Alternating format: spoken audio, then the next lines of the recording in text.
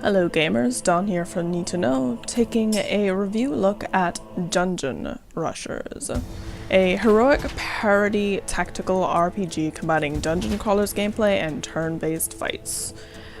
It came out September 6, 2016 by developer Goblin Studio, and it's available on Steam and also Android and iOS. While the description in the store may, of course, paint the game in a good light, it should actually be called Dungeon Grinders.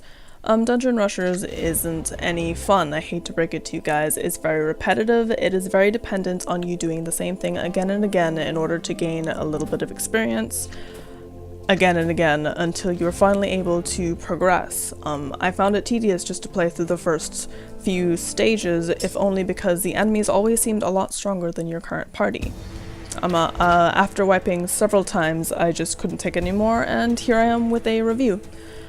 As of right now, I have, let's see, check my Steam, 2.5 hours in Dungeon Rushers. In those 2.5 hours, I fought enemies, I leveled up a little bit, and I picked up useless gear that could not be used to power up my characters.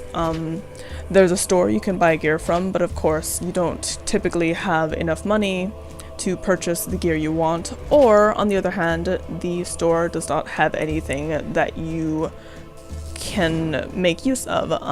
The developers have made it so that every time you visit, it has a different inventory, which may seem like a good idea, except when you need to buy potions very badly because the enemies do a lot of damage to you and you have no healing spells or mana to power those healing spells, and you therefore can't buy potions because the shop stock runs out.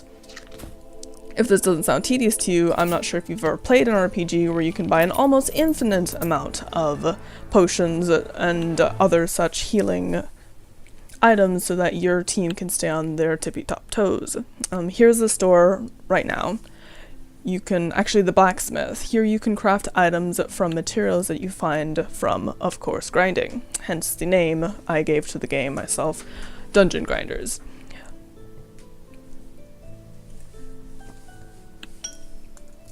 Crafting actually allows you to level up, and leveling up the blacksmith allows you to craft higher level recipes. Unfortunately, crafting is also kind of a tedious grind. You go out, you get the ingredients, you hit the craft button. That is it. There's no cute minigame to keep things entertaining. There's no real sense of I'm making my character better through this process. You can see my inventory, which is flooded with junk items that I will sell shortly hereafter. You don't get a lot of loot from dungeons, unfortunately, and your characters also don't get a lot of experience, so expect to do the dungeons very frequently. The game also controls like a mobile port, as opposed to a Steam game that was condensed to a mobile version. So you'll see a lot of time-sensitive things, like the shop I mentioned will change out its inventory. You'll see that a lot of the controls are boiled down to a simple click, click, click, click, which you could do with your fingertips. Skills are not exciting. You have the skill tree here, but your level ups are so infrequent that it feels like you don't even get to see the cooler and more powerful spells at the end. Meanwhile, your characters are typically very, very limited on their mana or action points, however you want to call them, and so they can't make use of these skills. The items that you need to restore the mana or action points are few and far in between, so that, here's the store. By the way, one of each item, and that is all you get. After you purchase it, the item is done.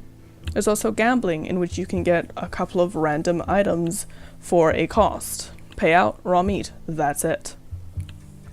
Skull, also a junk item, so you're basically wasting your money to get junk items, which you can easily do in a dungeon. So let's rush, shall we? Here's your dungeon. It's covered with the fog of war you can move through. Like I said, it kind of controls as though it is made for a phone. You can just click forward. Everything is done with simplistic touch rules. Most of the time you'll find that your 3 units, you get more later, but I could not find it in me to get there. Your 3 units will always face off against a team that is larger than them and also more powerful. The enemy will constantly be afflicting status effects on you, and the items that heal status effects are, again, few and far between. That seems to be the name of the game. This was an easier fight because I went back, but they quickly ramp up in difficulty. There's also an online mode, which may be more enjoyable if only there were people online actually creating dungeons. You'll see bonus challenges, but these are counterintuitive to what you're doing. So say you want to go through with killing each and every monster. Chances are you're not going to leave the dungeon alive if you try to kill every single monster, simply because they're way more powerful than your team is. The longer you stay in the dungeon, the more likely you are to die, not because the game is difficult, but because the game is tedious and wears you down. You have skills that each character can use. As you can see here, I'm disarming traps, and these use stamina points, I suppose you can call them, which can also be regenerated using items. Some dungeons will not allow you to use these skills, so it's either you get all of the bonus challenges, which will award you with more experience and gold, or you just forsake them and try to get through alive. I prefer the latter, rather. Here I'm using a skill to put the enemy to sleep before I fight them. However, it doesn't make any difference because they're so much stronger than me. I go ahead and hit them, they hit me back harder. The game promises that the your heroes will be an interesting cast. For example, the dwarf up there is actually a tax collector. Har har har, very funny. Unfortunately, his comedic combination of archetype-breaking attributes can't really be taken full advantage here. The game does try to be funny, however, it falls short in the face of the fact that you're just struggling to survive every time you're in the dungeon. There's no time to enjoy the forced funny of the script. There's no time to enjoy anything, really, because this is what your game boils down to. Clicking through tiles, facing against enemies, getting a small bit of experience, and hoping that you'll level up and make it out alive. If you enjoy doing the same thing over and over again, this may be the game for you. I know dungeon crawlers are repetitive in nature, however, most of them do a little something to make your grind feel as though you're actually making progress. Dungeon rushers, or dungeon grinders if you prefer, does not do that. There's no sense of pushing forward, there's no sense of I'll get better loot this run, there's no sense of I'm learning. It's just hit your head against the wall, hope that you'll get a drop, and grind on.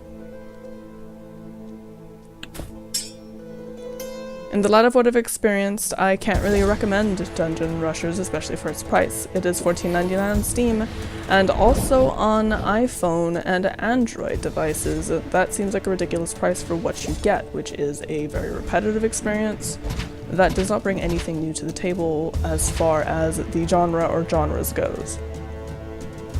Also of note, I have commented on the difficulty of the game, which seems to be a bit broken because a lot of past updates have only seemed to add on DLC packs where you could buy skins and give the developer more money. I got absolutely no response. The developer didn't seem to even notice my feedback, which I tried to be as detailed as possible, as you may have noticed if you've ever watched a video here on the channel.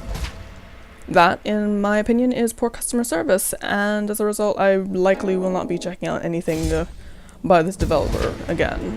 Anywho gamers, I've been Dawn from NeedtoKnow. Stay in the know.